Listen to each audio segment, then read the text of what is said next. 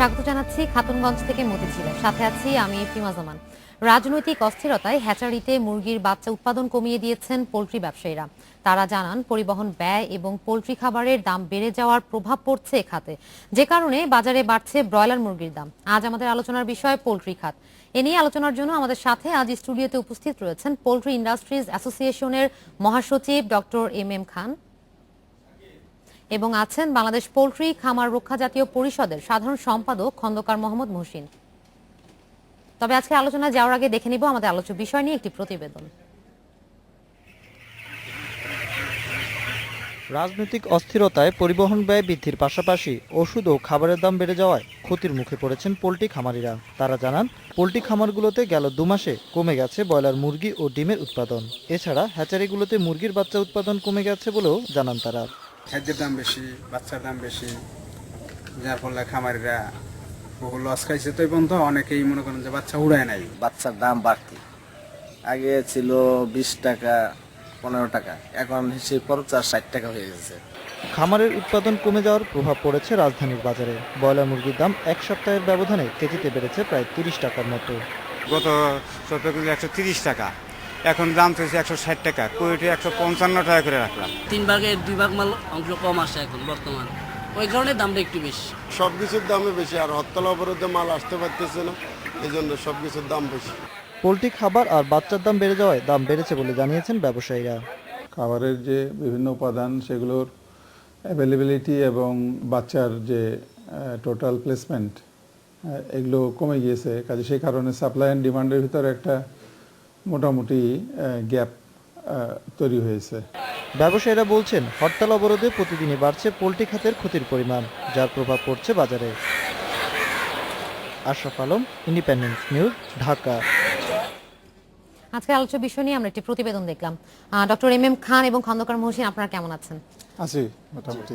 আমি প্রথমেই doctor M খান আপনার কাছে যে বিষয়টি জানতে চাইবো, আমরা যে প্রতিবেদনটি দেখলাম এখানে যে বিষয়টি আসলে উঠে এসেছে যে রাজনৈতিক অস্থিরতার একটা প্রভাব, যে পরিবহন ব্যয় পাশাপাশি যে ওষুধ ক্রয় করা হয়, ওষুধ ও খাবারের দাম, এইসব বিষয় বেড়ে যাওয়ার কারণে এখন যেটা হচ্ছে আমরা বাজারে মুরগির দাম বেড়ে যেতে দেখছি এবং এর একটা প্রভাব আমাদের এই খাতে পড়ছে।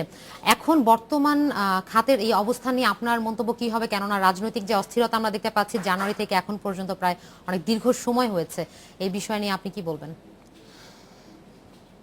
এই সমস্যাটা সঙ্গত কারণেই, এটা পোলট্রিতে যারা সংশ্লিষ্ট জি, সবার ভিতরে একটা যে মানসিক প্রতিক্রিয়া এবং বাস্তবিক যে প্রতিক্রিয়া হয়েছে, যে প্রথম 1 মাস বেশ অশান্ত ছিল। অনেক পরিবহন যে খাত, সে খাতে আতঙ্কের কারণে পরিবহন ব্যয় প্রায় 3 গুণ হয়ে গিয়েছিল। এখন এই যে প্রতিক্রিয়াগুলো, এবং যার ফলে যে ভবিষ্যতে যে পোলট্রিতে যারা ব্যবসায় আছেন তাদেরকে একটা পরিকল্পনা মাফিক চলতে হয়। দ্বিবার্ষিক অথবা ত্রিবার্ষিক অথবা পঞ্চবার্ষিক পরিকল্পনায় তারা এগিয়ে আসেন। গ্র্যান্ড প্যারেন্ট থেকে শুরু করে একদম প্রান্তিক লেভেল পর্যন্ত সবাই একটা পরিকল্পনার মধ্যে তাদেরকে করতে হয় যে কী পরিমাণ তারা এক্সপ্যান্ড করবেন, কি পরিমাণ তারা বাজারে সাপ্লাই করবেন, কি পরিমাণ ব্রয়লার তৈরি করবেন, লেয়ার তৈরি করবেন, এগুলো পরিকল্পনার মধ্যে থাকে। সেই পরিকল্পনা তারা সঠিকভাবে করতে পারছেন না, অথবা তারা ভয়ের ভিতরে থাকার কারণে, এবং যারা খামারি তারা একটা আতঙ্কের কারণে অনেকে হয়তো খামার ছোট করে দিয়েছেন, অনেকে খামার বন্ধ করেছেন। কাজেই এই সমস্ত প্রতিক্রিয়া মিলে একটা সাপ্লাই অ্যান্ড ডিমান্ডের ভিতরে একটা অসামঞ্জস্যতা তৈরি হয়েছে। একই সাথে এখনও যদি তারা আবার কেউ যদি এতে ফিরে আসতে চান, এই পোলট্রি খাতে এই ফিরে আসার যে সাইকেল, সেটা প্রায় 18 মাস, দীর্ঘ সময়। হ্যাঁ, আর তার মানে হচ্ছে যেটা আমরা রাজনৈতিক অস্থিরতার যে প্রভাবটা এখন দেখছি, তার একটা সামনের দিনে একটা দীর্ঘ সময়ের প্রতিক্রিয়া বা প্রভাব আরেকটু পড়তে পারে। হ্যাঁ, প্রতিক্রিয়া পড়তে পারে। এবং খান, আমি এই বিষয়টি নিয়ে আরেকটু আপনার সাথে কথা বলবো, তবে তার আগে একটু খন্দকার মহসিন, আপনার কাছে আমি যে বিষয়টি জানতে চাইবো যে আপনি তো যেহেতু খামার রক্ষা জাতীয় পরিষদের সাথে আছেন, এবং এই ক্ষেত্রে ডক্টর এম খান যেটা বললেন যে খামারিরা সন্দিহান বা শঙ্কায় আছেন, তাদের জায়গা থেকে এখন অবস্থানটুকু কিরকম, বা তাদের বিনিয়োগ এবং তাদের পুঁজির এই সেক্টরে কি অবস্থা রয়েছে? হ্যাঁ, ধন্যবাদ। খুব সুন্দর একটা প্রশ্ন যে 2015 সালের শুরু থেকে অর্থাৎ জি। 5ই জানুয়ারি যখন হরতালটা শুরু হয় সেই সময়ে যে প্রান্তিক পর্যায়ে যে ডিম এবং মুরগি আপনি জানেন কিনা যে আমাদের দৈনিক ডিম উৎপাদন 2,75 থেকে 2,77 লাখ এবং ব্রয়লার খামার থেকে লাইভ ব্রয়লার বাজার আসে 21 থেকে 22 লক্ষ কেজি, কখনো কখনো 23 লক্ষ কেজি প্রতিদিন। আচ্ছা, শুরু থেকে যখন হরতাল শুরু হয়ে গেল এবং পেট্রোল বোমা শুরু হয়ে গেল সেই সময় আমাদের প্রান্তিক পর্যায়ে প্রায় 80% ডিম এবং মুরগি কিন্তু প্রান্তিক পর্যায় থেকে বাজারজাত হয়। তাদের ডিম এবং মুরগি সরবরাহ চরম ঘাটতি দেখা দেয় এবং খাদ্যের মানে ফান্ড নেওয়ার ক্ষেত্রে চরম ঘাটতি দেখা দেয়। ওই সময়ে অনেক খামারি পুঁজি হারায়, আচ্ছা। এটা একটা কারণ। দ্বিতীয় একটা কারণ, ওই সময়ে জানুয়ারিতে প্রচণ্ড ঠান্ডার কারণে কিছুটা হলো গ্রোথ হ্যাম্পার। তৃতীয় কারণ, বাচ্চার অস্বাভাবিক দাম বৃদ্ধি, যেখানে সেই সময় 25 থেকে 30 টাকা দাম ছিল, এখন 60 থেকে কেন 65 ওই দাম টাকা। বৃদ্ধির পিছনেও কি দাম বৃদ্ধির পিছনে আপনারা যখন এই ইন্ডিপেন্ডেন্ট থেকে ইনভাইট করেন তখন বিষয়টা নিয়ে আমি যে বাজারে এই প্রশ্নটা যখন আসবেই যে দাম কেন বাড়লো, সরবরাহ ঘাটতি বাচ্চার কেন, প্যারেন্ট পর্যায়ে উৎপাদন হ্রাস কেন, ওই সময়ে একটা প্রভাব, এটা একটা কাজ কারণ করছে তো যে আমি রয়েছেই।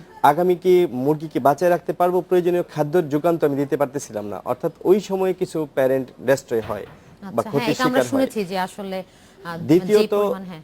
H9 একটা ভাইরাল ডিজিজ, H9 এর কারণে উৎপাদন ব্যাঘাত ঘটছে এই সময় সারা দেশে। আরেকটা বিষয় যে সহসায় এই সমস্যার সমাধান হচ্ছে না, যে পিওর লাইন থেকে যেখানে গ্র্যান্ড প্যারেন্ট স্টক আসে সেইখানে একটা ঘাটতি বা সমস্যা আছে। যারা আরো ভালো বিশেষজ্ঞ বা এটা নিয়ে ভাবেন তারা আরো ক্লিয়ারলি বলতে পারেন যে পিওর লাইনে ঘাটতি, যেখানে ফ্রান্স বা আমেরিকা থেকে যেখানে আমরা পিওর লাইন থেকে জিপি নিয়ে আসি সেইখানে সরবরাহ ঘাটতি আছে, অর্থাৎ সহসায় এই সমস্যার সমাধানটা হচ্ছে না।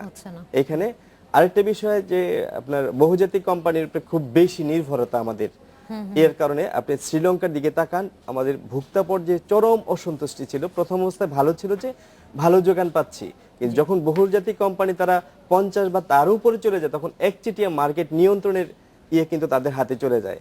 আজকে কিন্তু ভোক্তা পর্যায়ে অসন্তুষ্টি অন্যতম, যেমন খাদ্য বলি, বাচ্চা বলি, এই উৎপাদনের অন্যতম যোগানদাতা প্রায় 32% যোগানদাতা বহুজাতিক কোম্পানি।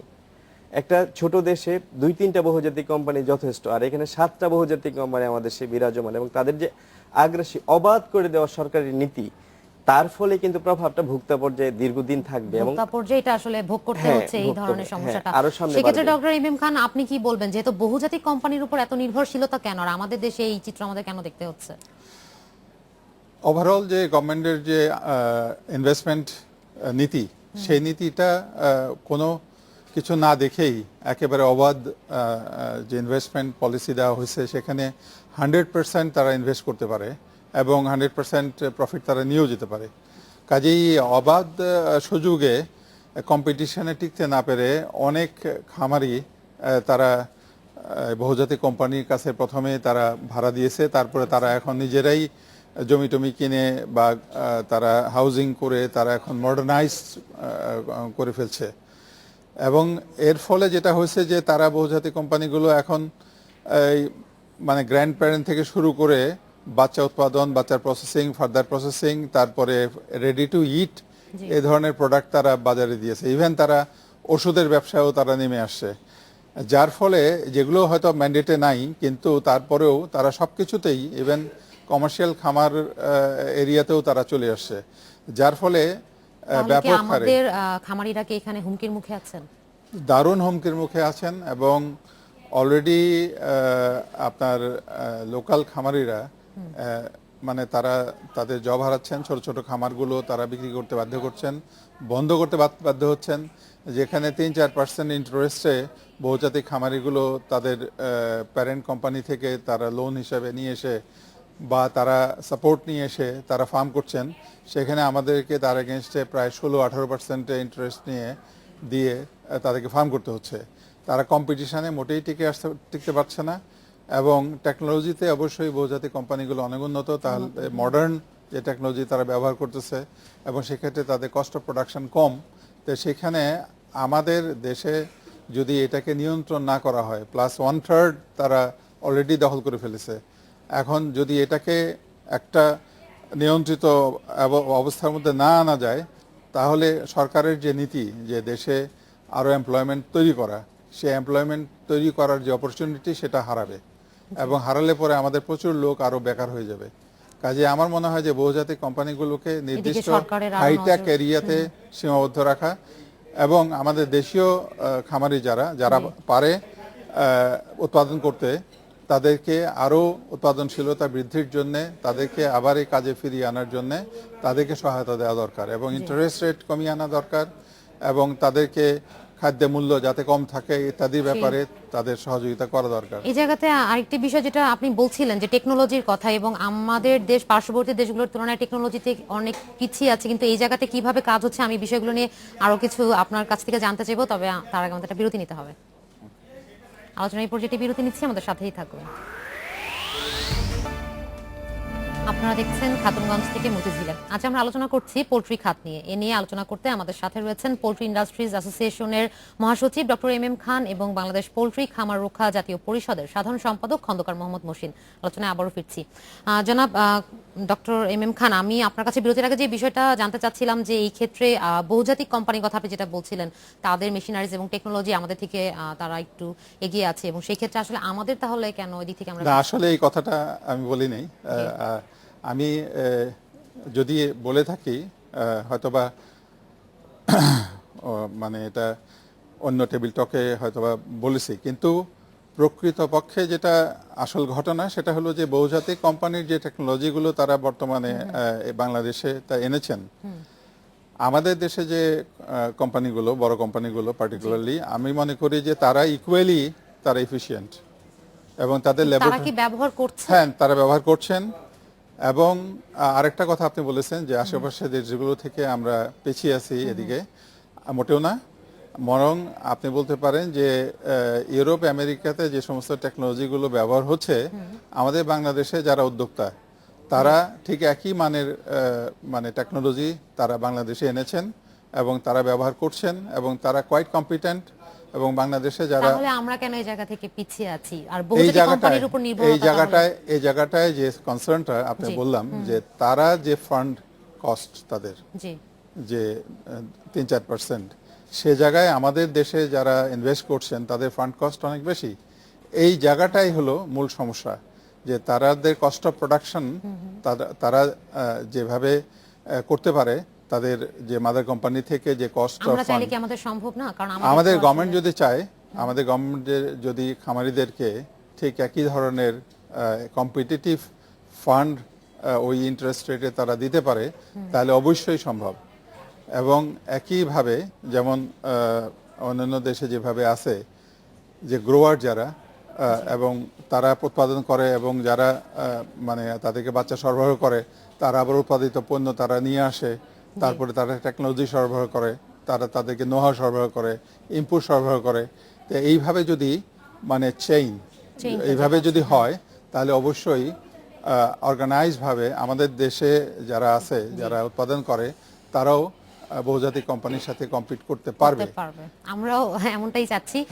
জনাব খন্দকার মহসিন, আপনার কাছে আমি যে বিষয়টি জানতে চাইবো যে তাহলে এই ক্ষেত্রে আমরা যেটা আসলে দেখে আসছি, আমাদের এই শিল্পটাকে আমরা শিল্প বলছি এখন, যেটা আগে আমরা বলতাম যে পোল্ট্রি খামার, এই জায়গা থেকে আমরা অনেক দূর এগিয়ে এসেছি, এবং অন্যান্য দেশের সাথে, যেমন ডক্টর এম খান বললেন যে ইউরোপ এবং অন্য দেশে থেকে আমাদের অবস্থান এখন সেই জায়গা থেকে আমরা ভালো অবস্থানে রয়েছি। কিন্তু যেটা হচ্ছে বেশ কিছুদিন ধরে আমরা দেখতে পাচ্ছি যে খামার শুধু বন্ধ হয়ে যাচ্ছে। তাহলে এই জায়গা থেকে আপনারা কিভাবে কাজ করছেন? হ্যাঁ, এটা খুব সুন্দর একটা প্রশ্ন, যে 90-এর দশকের শুরু থেকেই তৎকালীন সরকার পোল্ট্রিকে কৃষি শিল্প হিসেবে স্বীকৃতি দেন। পরবর্তী সময়ে ওই যে সরকারের সংসদের স্পিকার জনাব হুমায়ুন রশিদ চৌধুরী নেতৃত্বে সারা দেশে খামারিরা একত্রিত, সেই সময়ে যুগান্তকারী কিছু সিদ্ধান্তের ফলে পোল্ট্রি শিল্পের বিপ্লবাত্মক পরিবর্তন হয় বা উন্নতি ঘটে আমাদের এই বাংলাদেশে।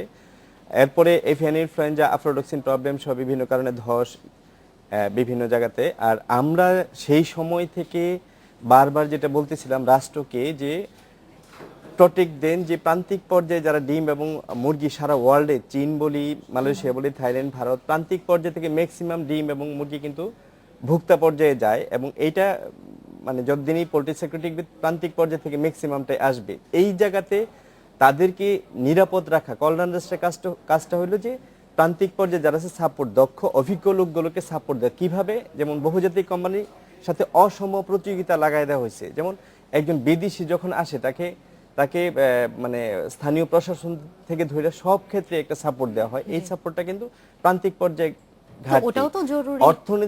অর্থনীতির ক্ষেত্রে যেমন আমি যদি পুঁজি পাইতে চাই, আমাকে 16, 17, 18, 21% ইন্টারেস্ট দিয়ে ব্যাংক থেকে ঋণ নিতে হচ্ছে। আর বাইরের কোম্পানিগুলো 2 থেকে 3 ভাগ ইন্টারেস্টে সে পুঁজি বিনিয়োগ করতে পারতেছে, কারণ সে ফরেন কারেন্সি আর্নের জন্য ওই দেশের সরকার তাকে সেইভাবে সাপোর্ট করে।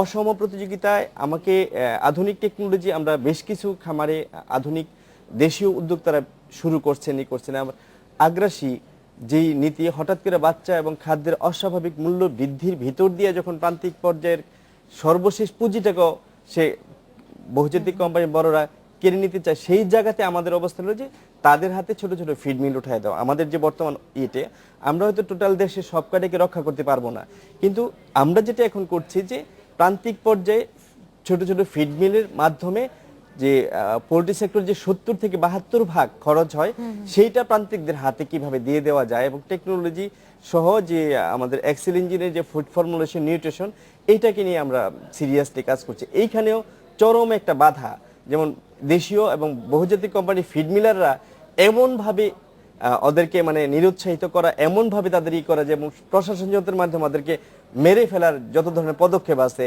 এই পরিবেশের সার্টিফিকেট নিয়ে সরকারের কোনো সহযোগিতা বা এই ক্ষেত্রে আমরা যেটা দেখেছি গত মাসেও কিন্তু আপনার সেমিনার হয়েছে এবং কৃষি মন্ত্রী নিজেও এখানে অনেক এই শিল্পকে নিয়ে অনেক ভালো মন্তব্য করেছেন এবং এই ক্ষেত্রে অনেক পরিকল্পনাও নেওয়া হচ্ছে। ডক্টর এম এম খান এর আগে আমাদেরকে বলেছেন এই বিষয়টি নিয়ে, সেক্ষেত্রে আপনারা কাজ করছেন না? হ্যাঁ, এই ক্ষেত্রে আমরা সরকারের সাথে আমাদের প্রবলেমগুলো কি আছে, প্রথমত পোল্ট্রি সেক্টরে যিনি মন্ত্রী দায়িত্বে, আবার কৃষি সেক্টরে আমরা যখন কৃষি মন্ত্রীর সাথে যাই তখন উনি অনেকই বলেন, দেখেন কৃষি জনগণের সাধারণ মানুষের খাবার যোগাইতে গিয়ে আমি পশু পাখির খাবারের কথা আপনারা আমার মাথায় দিচ্ছেন। ওনার ইয়েতে কিন্তু ভুট্টা উৎপাদন আমাদের অনেক বাড়ছে।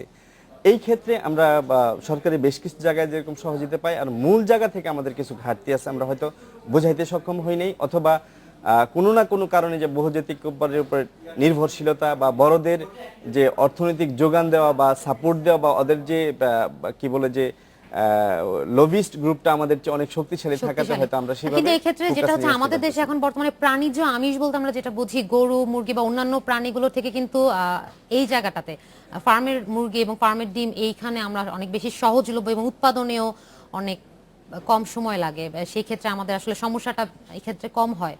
তাহলে এই জায়গা থেকে তো কাজ আরো বেশি আগানোর কথা বা এখানে সহযোগিতা আরো বেশি পাওয়ার কথা, কারণ এই জায়গা থেকে আমাদের চাহিদা বেশি এবং সেই চাহিদার সাথে সামঞ্জস্য রেখে যোগানটাও তো ভালোভাবেই হচ্ছিল। হ্যাঁ, কখনো কখনো ধরেন ভোক্তা পর্যায়ে অসন্তুষ্টি যখন না থাকে, ভোক্তা পর্যায়ে চাহিদা এবং যোগানের মানে সামঞ্জস্য যখন থাকে, একটা তো রাজনৈতিক অস্থিরতা 5ই জানুয়ারি থেকে যেটা আছে, আর এখানে আতঙ্ক কিন্তু এখনো বিরাজমান। হঠাৎ যদি খাদ্যের সরবরাহ লক্ষ লক্ষ টন মুরগি এবং খাদ্য যখন মানে এদিক থেকে ওদিকে যায়, সেখানে যখন ব্যাঘাত ঘটে, যারা পুঁজি বিনিয়োগ করে পুঁজি নিয়ে একটা শঙ্কিত থাকেন, পুঁজির ঘাটতি বলে সহসাই পুঁজির যোগান কিন্তু আমাদের দেশে পাওয়া যায় না। এটা আর একবার একটা ব্যাঘাত ঘটলে একটা চেইন, ডক্টর খান বলতেছিলেন যে 18 মাস দরকার আমার সেই এটা, আর যে ঘাটতিটা আছে সেই ঘাটতিটা সহসাই যেরকম আমরা মিটাইতে পারবো না। আর এইটা মেটানোর জন্য রাষ্ট্রের অবশ্যই আমরা হেল্প, এটা নিয়ে আমরা সার্ভে চেষ্টা করছি যে 2020 সাল 2025 সালে আমাদের টার্গেট এবং ভোক্তা পর্যায়ে চাহিদা, এটা নিয়ে আমরা কাজ করছি। খন্দকার মহসিন, আপনাকে ধন্যবাদ। ডক্টর এম এম খান, খুব সংক্ষেপে আমাকে বলবেন যে এখন করণীয় কি রয়েছে, খুবই সংক্ষেপে, আমাদের সময় অনেক কম। আমাদের করণীয় হলো যে আমরা মানে পুনরায় যাতে আশ্বস্ত হতে পারি যে পোল্ট্রি সেক্টর এটা যেহেতু খুবই সেন্সিটিভ সেক্টর, সরকার যেমন গার্মেন্ট ইন্ডাস্ট্রিকে সাপোর্ট দিয়ে থাকেন, আমরা মনে করি যে এই সেক্টরে বিরোধী দল বা সরকারি দল যে কোনো দল থেকেই যাতে যে কোনো রাজনৈতিক অস্থিরতায় এই সেক্টরগুলো যাতে এফেক্টেড না হয় সে ব্যাপারে তাদেরকে অবশ্যই রাজনৈতিকভাবে সিদ্ধান্ত দিতে হবে। এবং এগুলো সাধারণ মানুষের খাবার নিয়ে আমরা কথা বলছি, পুষ্টিকর খাবার নিয়ে কথা বলছি, আমরা সুষম খাদ্য নিয়ে কথা বলছি, আমরা এমপ্লয়মেন্ট জেনারেশন নিয়ে কথা বলছি। কাজেই এগুলো মানে সব দল এবং সব ধর্ম সব দেশে সবারই প্রয়োজন।